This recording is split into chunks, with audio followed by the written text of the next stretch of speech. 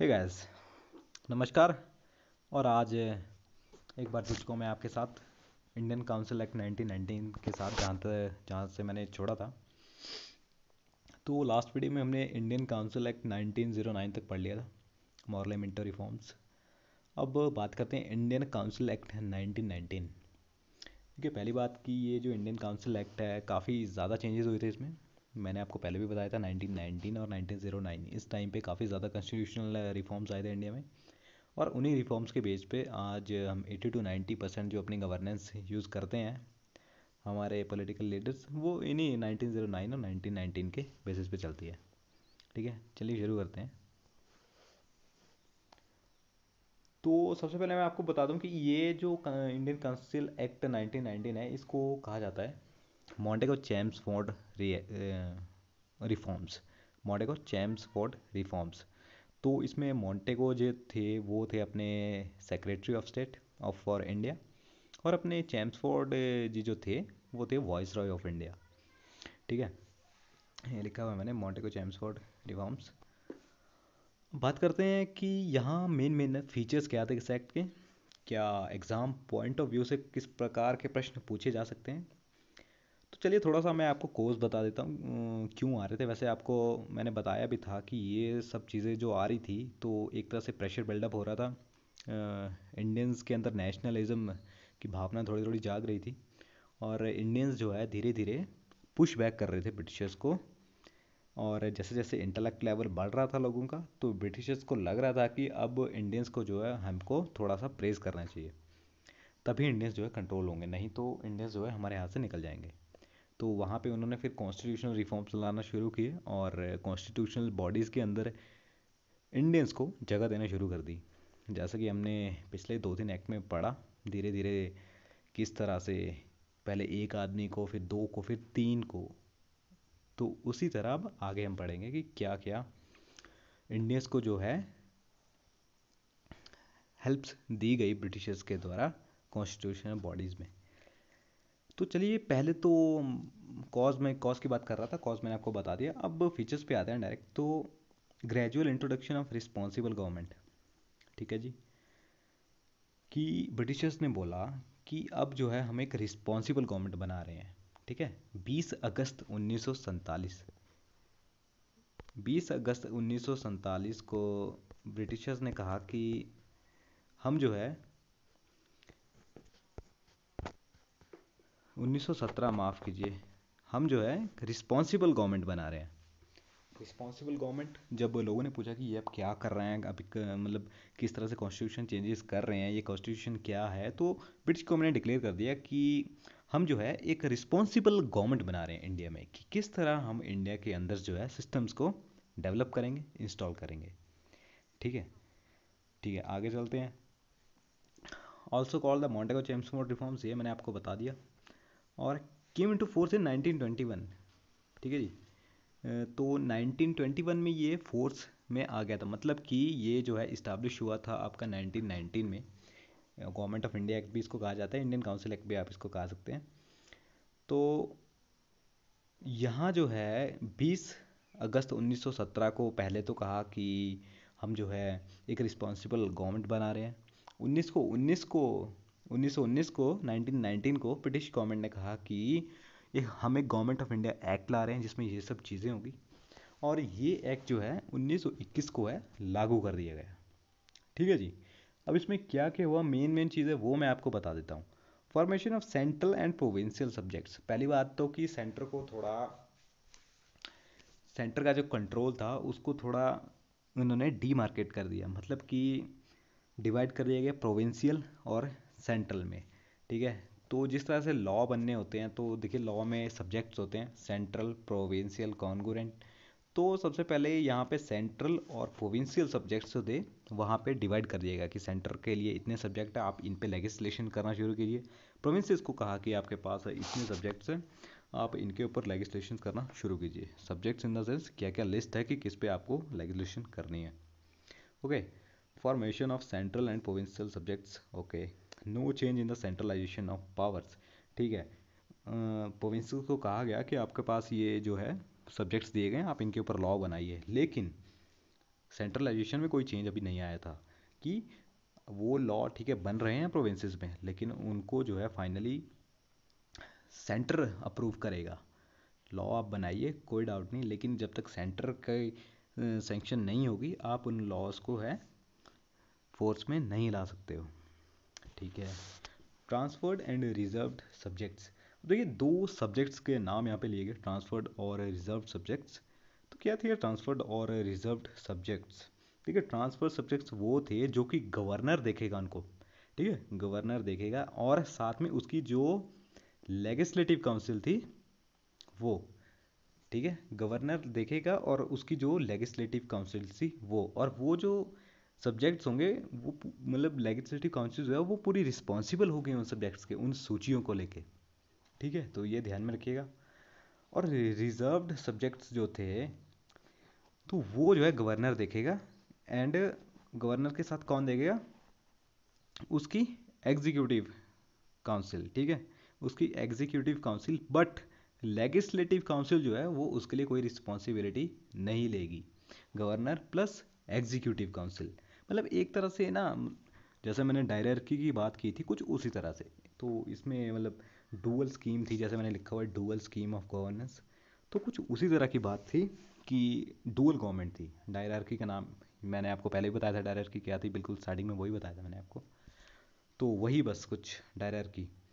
ठीक है, तो यहाँ पे, और ये जो है एक्सपेरिमेंट डायरेक्टरी वाला, ट्रांसफर्ड और रिवर्स्ड सब्जेक्ट्स वाला, ये कुछ, देखिए माफ़ कीजिए यहाँ रिवर्स लिख दिया गया है, यहाँ रिजर्व्ड होना था। ये मेरी जो टेक्निकल टीम है जिन्होंने पीपीटी बनाई है वहाँ गलती हो गई, तो माफ़ी चाहता हूँ मैं टेक्निकल टीम को, यहाँ पे खामियाजा भुगतना पड़ेगा इसका। चलिए, तो ये एक्सपेरिमेंट जो है अनसक्सेसफुल हो गया एक तरह से, ज़्यादा देर नहीं चल सका। उसके बाद introduction of by cameralism and direct elections. ठीक है, और वहाँ पे पहली बार जो है बाई कैमरलिज्म आया। देखिए यूपीएससी में तो काफ़ी डीप आता है, लेकिन जो पीसीएस वगैरह के एग्ज़ाम होते हैं वहाँ डायरेक्टली पूछ लिया जाता है कि बाई कैमरलिज्म कब आया। सीधे सीधा आंसर होता है गवर्नमेंट ऑफ इंडिया एक्ट 1919। ठीक है, तो बाई कैमरलिज्म वहाँ पे आ गया था। बाई कैमरलिज्म होता क्या है? बाइकैमलरिज्म होता क्या है? Upper house, lower house. Upper house क्या होता है? राज्यसभा। लोअर हाउस क्या आता है? लोकसभा। ये आजकल भी जो वही पे है, जो अपर हाउस को हम काउंसिल ऑफ स्टेट भी कहते हैं, राज्यसभा, और लोअर हाउस को लोकसभा, लेजिस्लेटिव असेंबली। लोकसभा क्यों कहते हैं? जो हमारे द्वारा चुने गए लोग होते हैं वो वहाँ पे जाते हैं। कहाँ से जाते हैं? पहले जाते हैं लेजिस्लेटिव असेंबली, फिर वहाँ से जाते हैं अंदर।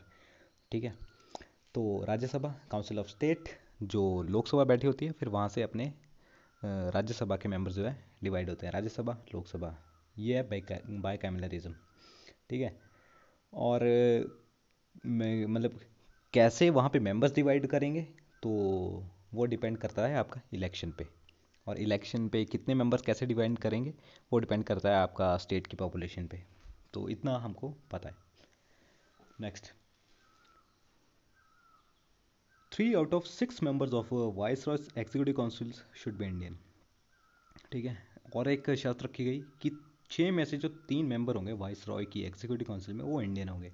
ठीक है, ये धीरे धीरे जो है मैं बात कर रहा हूँ कि लोगों को बढ़ाया जा रहा है काउंसिल में। आगे कुछ डिस्प्यूट भी हुआ था, अपना साइमन कमीशन क्यों आया था वो मैं बताऊँगा आपको, इसी से रिलेटेड है। Communal representation continued. अब जो कम्युनल रिप्रेजेंटेशन 1909 में आया था कि सब धर्मों के बेस पे लोगों को नियुक्त करना है, तो वो कंटिन्यू रहा गया। ठीक है, और यही यही मेजर कोज था जहाँ से आगे जो है गड़बड़ होना शुरू हो गई ब्रिटिश। देखिए मैं यहाँ पे, ठीक है आज हम वही गलती भुगत भी रहे हैं, लेकिन अगर आज़ादी की बात करें तो उस टाइम पे यही ये गलतियाँ थी ब्रिटिश गवर्नमेंट की भी, कि उन्होंने लोगों के धर्म के साथ छेड़छाड़ की, और कई लोग बंट गए, और कई लोग महात्मा गांधी जैसे उन्होंने आंदोलन शुरू कर दिए, और उन्हीं वजहों से आज भारत जो है आज़ाद हुआ था 1947 को। तो चलिए, कम्युनल रिप्रेजेंटेशन यहाँ भी कंटिन्यू थी। अब introduction of high commissioner for India in London. तो एक हाई कमिश्नर जो है, एक हाई कमीशन सेटअप किया गया, वहाँ बिठाया गया हाई कमिश्नर। अब हाई कमिश्नर क्या होता है? लाइक आपने नाम सुना होगा एम्बेसी, दूतावास। अब दो वर्ड होते हैं, एम्बेसी और कमीशन, कमिश्नर, हाई कमिश्नर। देखिए इन दोनों में डिफरेंस क्या है। तो हम देखा, आपने देखा होगा, आजकल की बात करें हम तो दो अलग अलग वर्ड होते हैं, हाई कमिश्नर और एम्बेसी। लाइक हम यूज़ करते हैं पाकिस्तान का हाई कमिश्नर, पाकिस्तान का हाई कमीशन इन इंडिया, और एक और वर्ड यूज़ करते हैं यूनाइटेड स्टेट्स ऑफ अमेरिका की एम्बेसी इन इंडिया। तो डिफरेंस क्या है। तो जो कंट्रीज़ जो है अमेरिका के ब्रिटेन के द्वारा कंट्रोल में थी, उन्होंने वहाँ पे हाई कमीशन सेट किए, और जो ब्रिटेन के कंट्रोल में नहीं थी, लाइक एक तरह से रूल तक नहीं किया था उतने ज़्यादा प्रभाव से, वहाँ पे हाई कमिश्नर सेट किए गए। ठीक है, तो यहाँ पे हाई कमिश्नर बिठाया गया, पहले एक हाई कमीशन बनाया गया, फिर वहाँ पे हाई कमिश्नर बिठाया गया। कहाँ पे, लंदन में, इंडिया के लिए। वहीं पे एक लोग बैठा होगा, वो सारी जानकारी इधर से उधर ट्रांसफ़र कर रहा होगा। ये काम होता है हाई कमीशन का और एम्बेसी का। ठीक है, introduction of public service commission, यहाँ पे पीसीएस आ चुका था। पब्लिक सर्विस कमीशन की स्थापना कब हुई थी, ये भी सवाल आता है, 1926 में। ठीक है, separation of provincial and central budget first time. यहाँ पे देखिए, अब सेंटर और प्रोविंसेस दोनों को अलग लेजिस्लेटिव पावर्स दे दी गई थी कि आप जो है अपने अपने बजट डिसाइड कीजिए। ठीक है, आप अपने अपने बजट डिसाइड कर लीजिए। पहले हमने 1862 में आई थिंक पढ़ा था कि बजट आया था, बजट डिस्कशन आया था। अ, तो यहाँ पे क्या हुआ था कि अब सेंटर और प्रोविंसेस, 1862 नहीं, माफ़ कीजिए 1892, वहाँ पे बजट आया था। ठीक है, तो यहाँ पे सेंटर और प्रोविंसेस दोनों के लिए बजट्स की रेगुलेशन करने की पावर्स जो है दे दी गई थी। Separation of provincial centre budget, appointment of statutory commission. अब देखिए, स्टैट्यूटरी कमीशन, स्टैट्यूटरी बॉडी होती है, कॉन्स्टिट्यूशनल बॉडी होती है। स्टैट्यूटरी का मतलब क्या है, स्टैट्यूटरी एक तरह से ऐसी बॉडी जो अंदर संविधान में एक आर्टिकल के तहत पे नहीं लिखी गई है, ये आज की परिभाषा है। लेकिन वहाँ पे क्या था कि एक अलग तरह से कमेटी बनाएगी। ठीक है, वो कौन सी कमेटी थी, एक साइमन कमीशन आया था। देखिए 1927 में एक साइमन कमीशन आया था। ठीक है, अब 7 बंदों का कमीशन था, 7 मेंबर स्टैट्यूटरी कमीशन था, और इनके चेयरमैन जो थे वो थे सर जॉन साइमन। ठीक है, वो एक तरह से ब्रिटिश गवर्नमेंट का कहना था कि वो आए हैं इंडिया में कि किस तरह से जो है अपना कॉन्स्टिट्यूशनल जो रिफॉर्म्स है, जो चेंजेस है, डेवलपमेंट है, वो काम कर रहा है। ठीक है, अब जैसे वो आए तो इंडियंस ने देखा कि जो इसमें लोग हैं, जैसे जैसे काम हो रहा है, तो वहाँ मैक्सिमम जो है ब्रिटिशर्स है। ठीक है, तो लोगों ने मतलब एक तरह से आंदोलन जैसा शुरू कर दिया, सब भड़क गए।